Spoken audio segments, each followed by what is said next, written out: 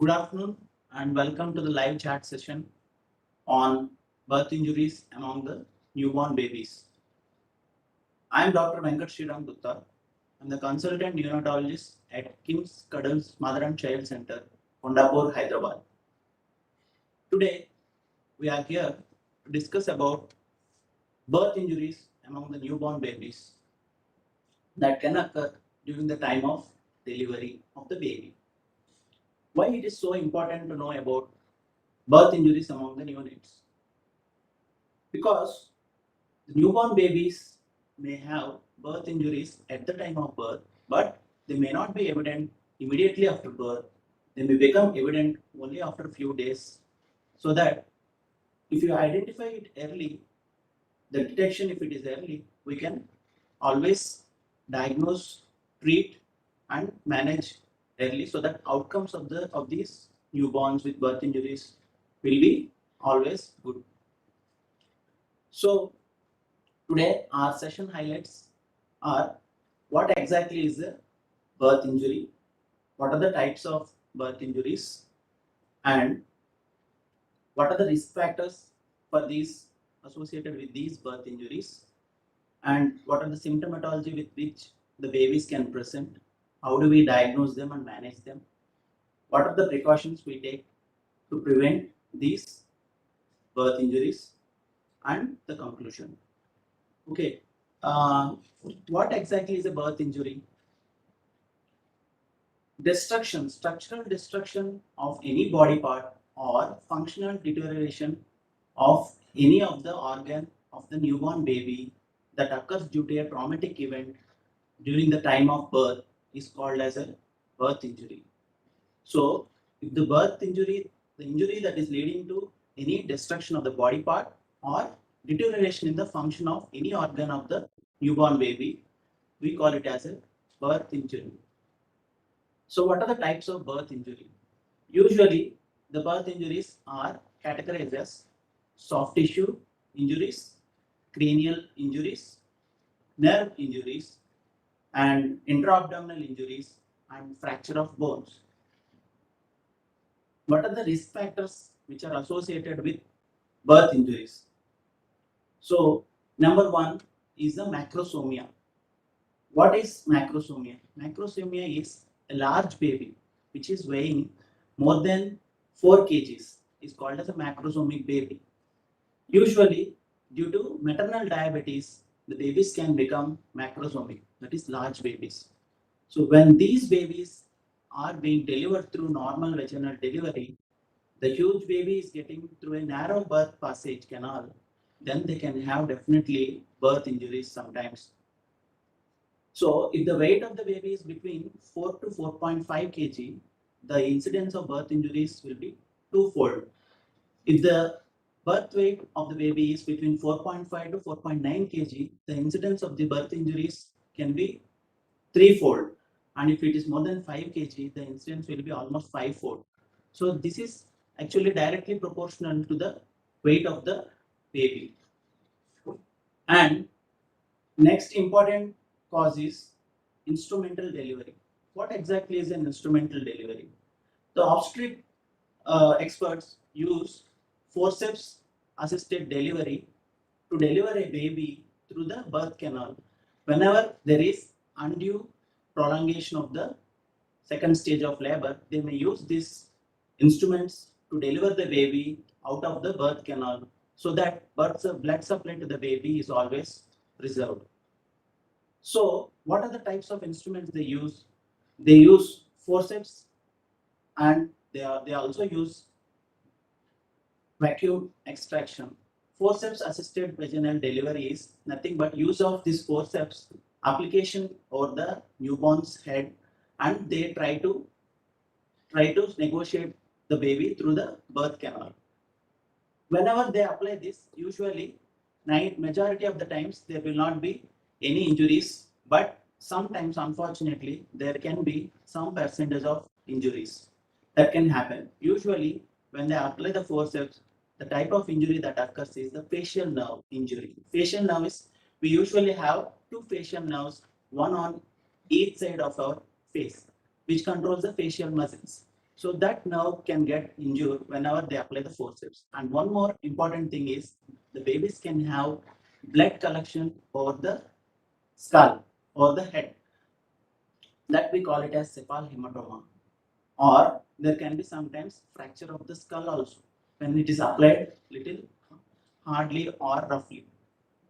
The next important thing is vacuum extraction. Vacuum extraction is nothing but they apply a pressure, limited pressure over the vertex of a baby, that is the scalp of the scalp region of a newborn baby, to deliver the baby. During this time, they can cause some injury to the scalp region with blood collection over the scalp. Usually, what type of injuries happens is there will be bleeding into the scalp layers, that is called usually cephalhematoma or subgaleal hemorrhage, or sometimes there can be fracture of the skull as well as intracranial extension of these injuries also can happen. So these are the, but the in the to do good for the babies, they apply these, but the percentage that occurs is very less. But sometimes it may be life threatening as well. So we should always keep a note on these things when they deliver through this instrumental delivery. Okay. Third important thing is abnormal presentation.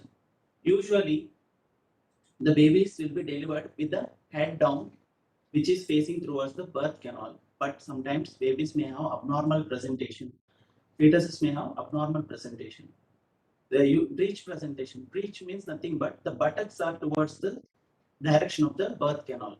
So when the buttocks are being delivered through the birth canal, then there will be some injuries that can happen to the newborn baby, like the fracture of shaft of femur, that is bones can get fractured, and sometimes there may be undue traction over the neck of the baby, which can cause injury to the brachial nerve plexus. Okay, and there can be sometimes intracranial fractures also due to this breech delivery through the vaginal canal. And the next important factor is precipitous delivery. What is precipitous delivery?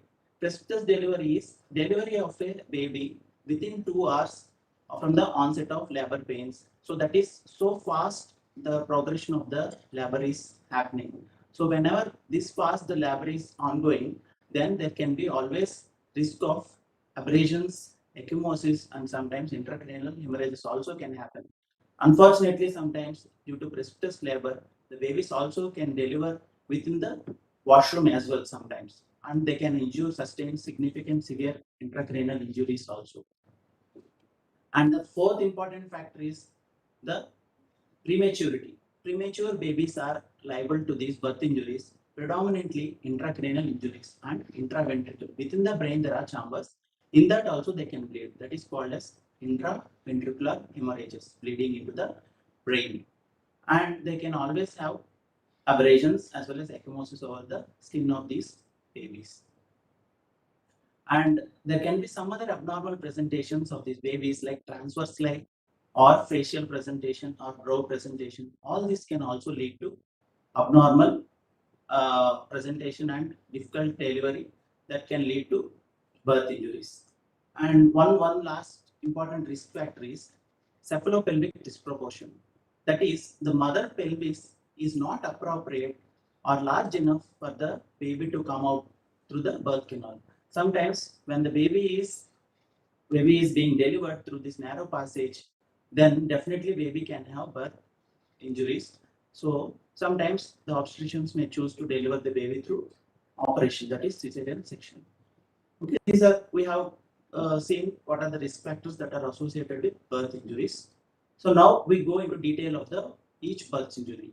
What are the different types of birth injuries we discussed? First one is the soft tissue injuries. Soft tissue injuries encompasses ecchymosis, abrasions, bruising, lacerations, subcutaneous fat necrosis, petechiae.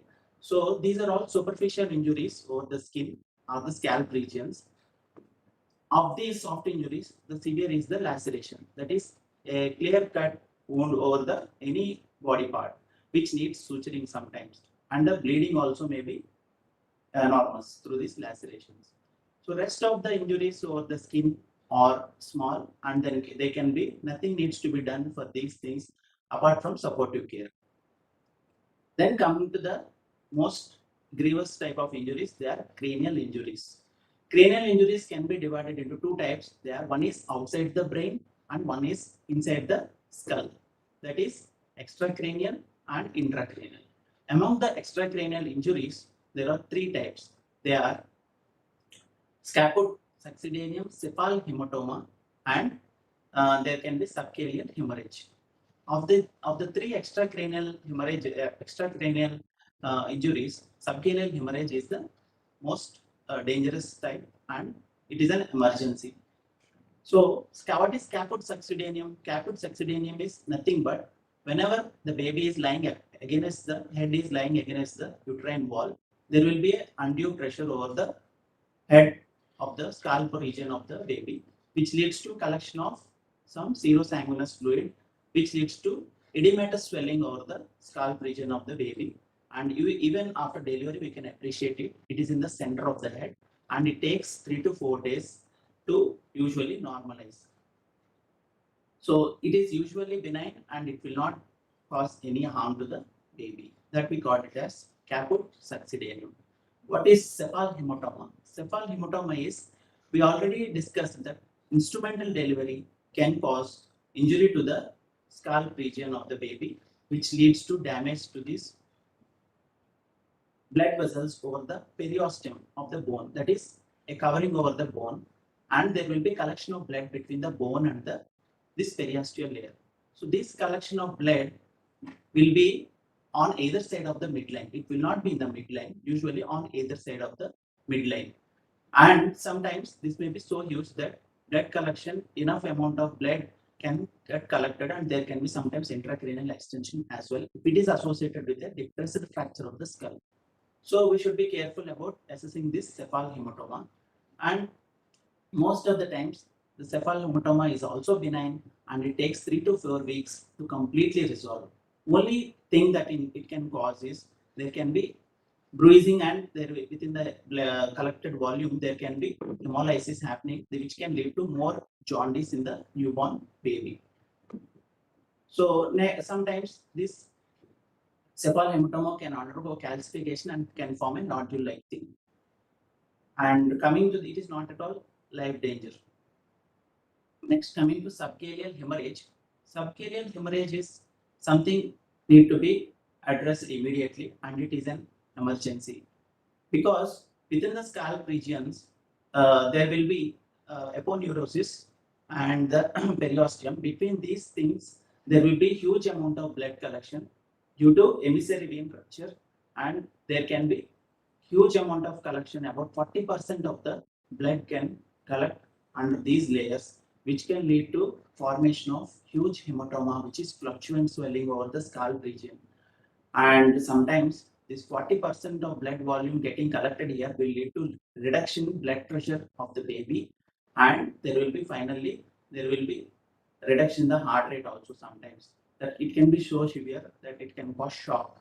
So we need to address it immediately by giving fluids, and baby may require blood transfusion as well, and baby requires CT brain imaging immediately or the MRI brain imaging, and then sometimes neurosurgical intervention as well to drain this if it is large volume that is getting accumulated, and the head size also goes up.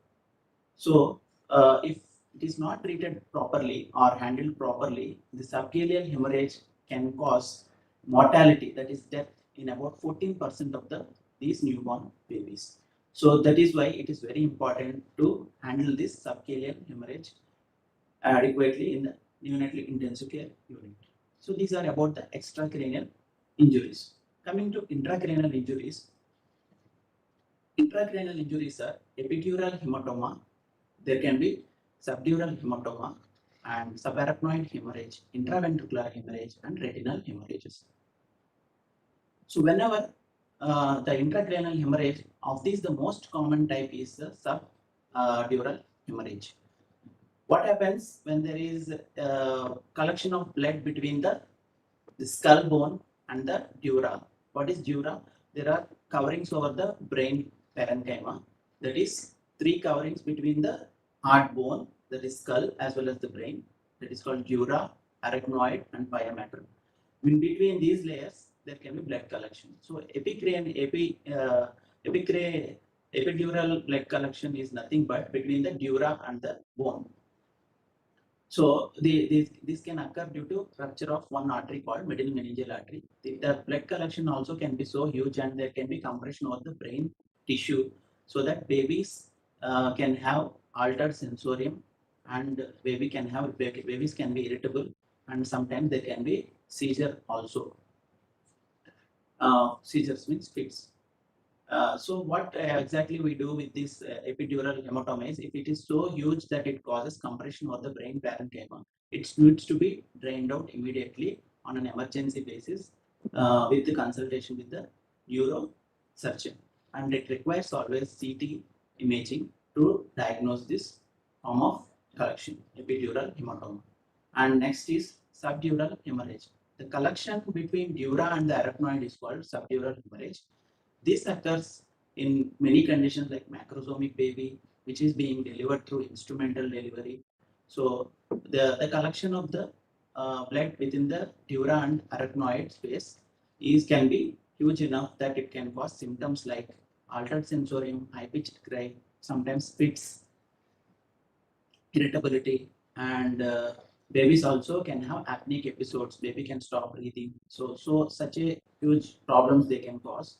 If it is tiny, it is not a big problem. If it is huge, then this also requires neurosurgical intervention and needs to be drained out on the earliest possible. Next, so coming to subarachnoid hemorrhage, usually there will not be much symptoms in this case, subarachnoid hemorrhage. There can be tiny subarachnoid hemorrhages. Only thing they can present with is sometimes seizures and altered sensorium, very rarely. But the outcome is always good in case of subarachnoid hemorrhages. Very rarely we require any intervention in this case of subarachnoid hemorrhage. And coming to intraventricular, that is, there are chambers within the brain parenchyma. There are 4 chambers called ventricles. Within the ventricles, there can be bleeds that can happen if the baby is being delivered through the rough birth canal. Usually, the birthing process is always guided by the obstetricians, and it will be smooth process. But sometimes it can go so wrong that this delivery of the baby can be having so many complications. So one of these big complications is intraventricular hemorrhage. If the intraventricular hemorrhages happen, then there can be formation of one of the complications called hydrocephalus. That is flow of CSF, cerebrospinal fluid, can get obstructed. This is one important thing. And retinal hemorrhage. Retina is nothing but a layer of vision layer which is present within our eye.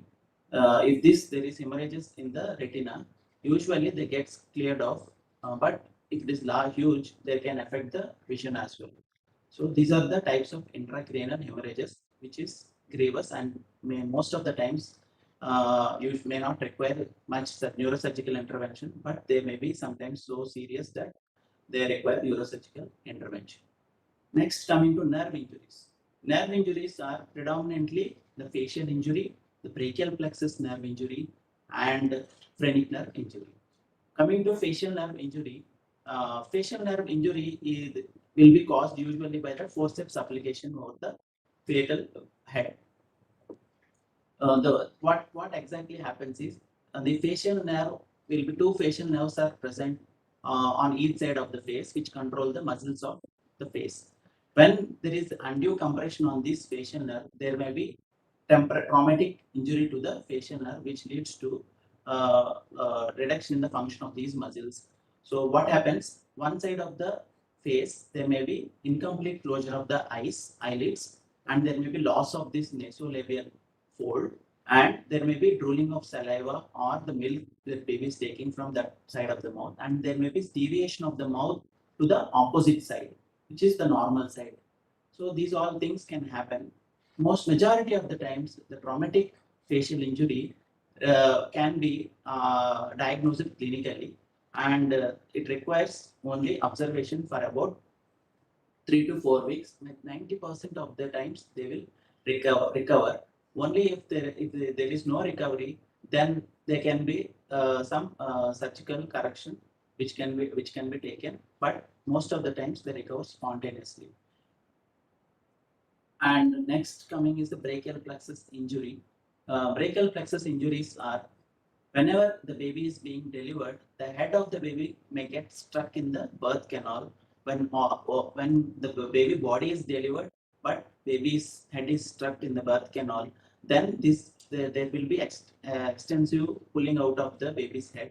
Then there will be traction over the cervical spine, which lead to injury to these brachial nerve plexus. What exactly is this brachial plexus? Brachial plexus these are the group of nerve fibers that are coming out of the cervical spine from our neck into the hand of our body, okay, to the arm, forearm, and hand they supply. So what happens whenever this big baby is being delivered? There will be undue traction of the between the head and the body. So there will be injury at the level of neck. These nerves are present at the level of neck, and they can cause traction injury over this one over these nerves.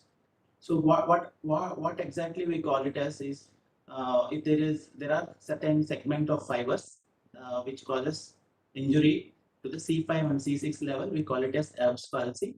When it is between C8 to T1 level, we call it as Klumpke's palsy. There can be sometimes in entire brachial plexus can get injured. We call it as total arm palsy. And finally,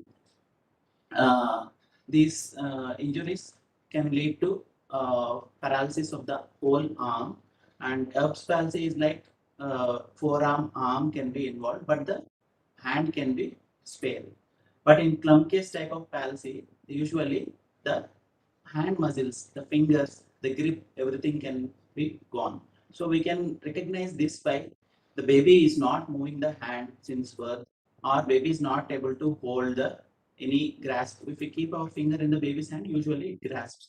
No, baby is not grasping, and baby is not moving at all. The other limb baby might be moving well, but this limb baby might not be moving well. So that we can diagnose it early. Majority of the times the treatment is conservative. That is, we do only medical management for up to 3 to 4 months by keeping splinting the hand as well as physical therapy every weekly. But if there is no improvement after 3 to 4 months, then surgical correction and narrow reconstruction, which is the area of controversy, can be done. But majority of the times they improve after conservative management. Apart from brachial plexus injury, there is one more serious injury that is called phrenic nerve. Phrenic nerve is a nerve that is coming out of the cervical spine, that is from the neck into the going to the diaphragm, which is the important muscle of inspiration in our body. So this diaphragm is the important a big muscle. So there are two phrenic nerves which is coming to the diaphragm, to the one half of the diaphragm it supplies. So what happens when there is excessive traction over this neck? It can also get injured. How we can identify this is when the baby is having, along with this brachial plexus palsy, when the baby is having difficulty in breathing and baby's abdomen is not moving too much, babies are also requiring oxygen support. And how do we diagnose this? Clinically, these are what I said is the clinical features. But when we do an ultrasonographic examination, there will be hardly any movement of the diaphragm. And what exactly we do is phrenic nerve injuries usually most of the times may require surgical intervention.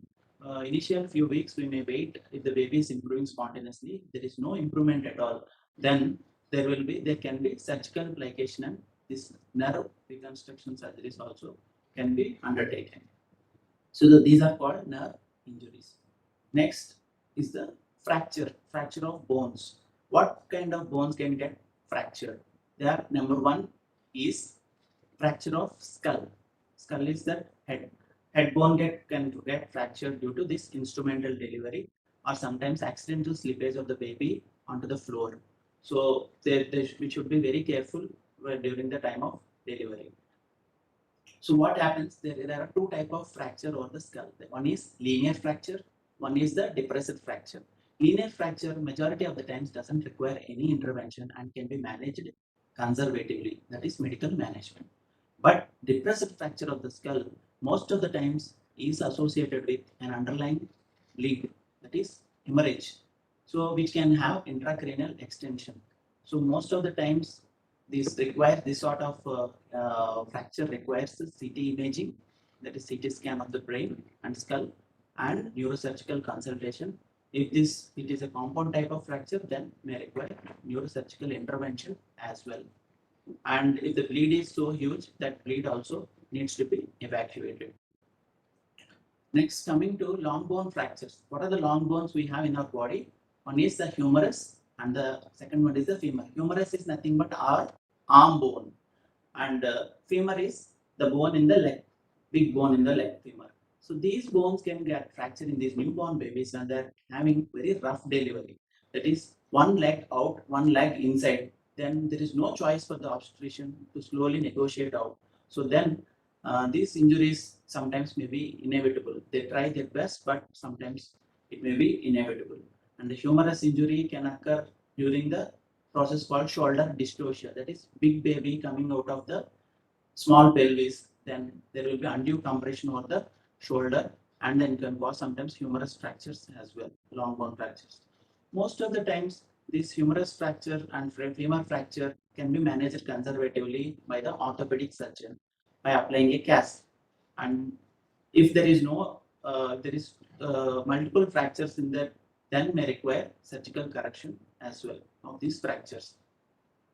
And splinting may be done for the next coming few weeks as well in these long bone fractures. Next, one more fracture is the collarbone fracture. We all have two collarbones, and these collarbone fractures can occur in the newborn baby during the time of this shoulder dystocia. That is the big baby head being delivered and rest of the baby body is stuck inside. So this fracture of the clavicle, if it is undisplaced, then it need not be done anything apart from pain management. There can be some pain over the collarbone. We give pain relievers for the baby, and most of the time there will be callus formation. Healing will occur in the next coming few weeks. Nothing needs to be done. If there is a displaced fracture, then the orthopedic intervention may be required. These are the types of fractures of the bones. Next, coming are the abdominal soft tissue injuries. Our abdomen consists of certain visceral organs. They are liver, spleen, and kidneys, and sometimes intestines. All these organs can be lacerated during the time of delivery. If the delivery is so rough and compression happens, but it is very rare and very extremely rare, and if it occurs to the liver and all, it requires immediate surgical intervention. If the lacerations are in the liver, then under the spleen, there can be huge bleeding into the abdomen, and which needs to be taken for surgery on an emergency basis to suture these lacerations. Otherwise, baby may bleed and die as well. So, apart from these, there is something which needs to be undertaken is to prevent these injuries are planned deliveries of these. Already we have radiological diagnosis before the delivery, what is expected fetal weight of the baby, and what is the after the assessment by the obstetrician, whether the pelvis of the mother is adequate for this big baby to be delivered. After all these their assumptions and calculations, then they will go for the mode of delivery. Sometimes changes based on this, because the macrosomic baby being delivered normally can have definitely more percentage of birth injuries, and the adequate counseling of the parents also will improve the outcome. Okay. So these are different type of birth injuries, and we need to know them because we can manage them successfully if it is diagnosed early, and the outcome is going to be good. Okay, here in conclusion, over the past 2 decades, there is a significant reduction of these birth injuries due to excellent obstetric care which is available all over the country, and predominantly in the tertiary care hospitals. We didn't come across any of these birth injuries in the recent past few years because of the excellent obstetric care that is available. And the facial nerves are the one that is the commonest we see, and the improvement is also very good. Outcome is also very good. And the dangerous type of thing is subgaleal hemorrhage. We don't want to see, or we have to manage within the neonatal intensive care unit. And sometimes intracranial injuries can be so severe that babies may die sometimes if the active neurosurgical interventions doesn't happen on time. So to conclude this, these are the important things I want to like to share with you. So if any further questions, you can ask.